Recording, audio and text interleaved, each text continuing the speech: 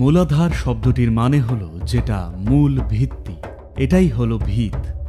শরীরটাকে আজ যেভাবে দেখছি, শরীরটাকে যদি গর্ভধারণের একদম শুরুতে দেখেন, দেখবেন এটা ছিল একটা মাংসপিণ্ড। এই ছোট্ট মাংসপিণ্ডটাই ধীরে ধীরে এইরকম চেহারা নিয়েছে।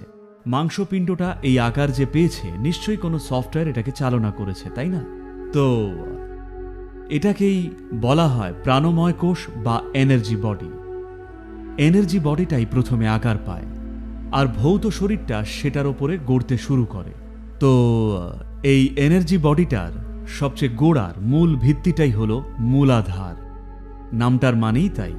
লোকে ভাবেন মূলাধার সবচেয়ে নিচের চক্র, তাই এর পেছনে খাটার কোনো মানেই নেই। মূলাধার হলো ভিত। কেউ যদি ভাবে ভিতের যত্ন নেওয়ার কোনো দরকার নেই, সে একটা বোকাই। অবাস্তব কল্পনার জগতে তার বাস।